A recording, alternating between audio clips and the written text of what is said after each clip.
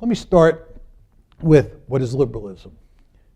There are two bedrock assumptions that underpin liberalism.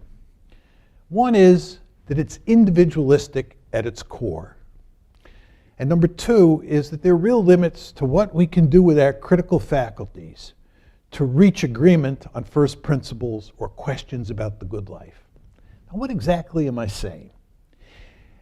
You have to decide when you think about politics whether you think human beings are first and foremost individuals who form social contracts, or you think that human beings are fundamentally social animals who carve out room for their individualism.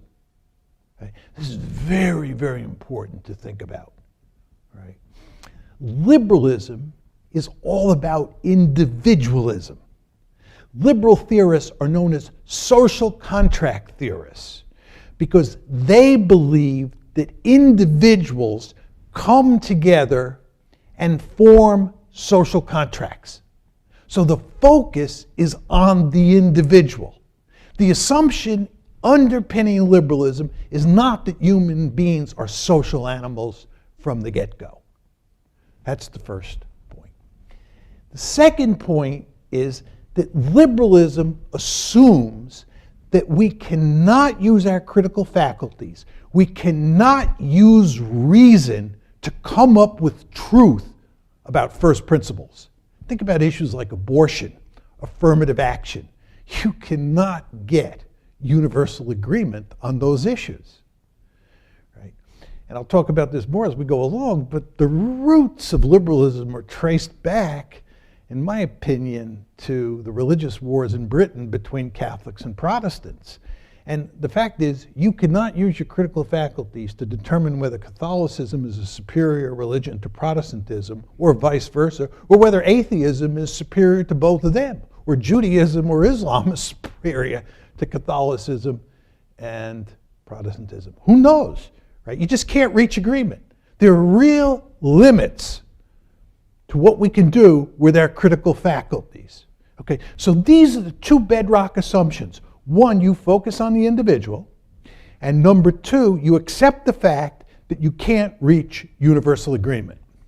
Now, central question, how should politics be arranged to deal with this potential for violence? And you say to yourself, what does he mean, potential for violence? The fact is that Catholics and Protestants were killing each other in huge numbers, not only in Britain, but all over Europe. People today, Shias and Sunnis, kill each other because they can't agree on whether Shiism or Sunnism is the correct interpretation of Islam. Or communists versus liberals. People can't agree on first principles. And when they can't agree on first principles, if they feel really strongly about them, there is potential for violence. So when you have all these individuals running around who don't agree, they may agree in some cases, but don't universally agree, there's tremendous potential for violence. So liberalism is basically an ideology that's based on conflict. And the question is, how do you solve that conflict? There's a three-part solution, and this should be dear to all of your hearts. The first is you focus on individual rights. Remember the importance of the individual. You know the Declaration of Independence, life, liberty, and the pursuit of happiness. Those are natural rights. Those are inalienable rights. This means that every person on the planet has a particular set of rights, sometimes defined as freedoms. This is to say, you, if you want to be a Protestant, have the right to practice that religion. And if I want to be a Catholic, I have the freedom, I have the right to be a Catholic. The name of the game is to recognize that everybody has these freedoms to choose. This makes perfect sense when you think about Catholics killing Protestants, right? Or Jews killing Muslims, or whatever group you want. Atheists killing believers. Communists killing whatever, right? The point is, You want to focus on the individual and let the individual choose for him or herself what kind of life they want to lead. You want to let them lead as much as possible their version of the good life.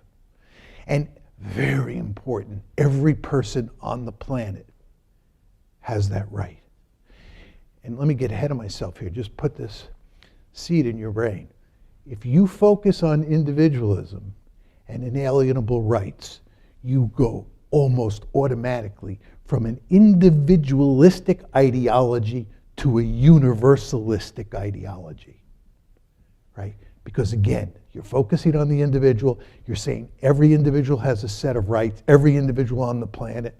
That individualistic ideology becomes a universalistic ideology. But we're talking about the individual here. The second is you purvey the norm of tolerance. We talk about tolerance all the time. Universities are really big on tolerance. We're supposed to tolerate opinions that we don't like. You bring in speakers, or you allow speakers to come in who say things that you find reprehensible.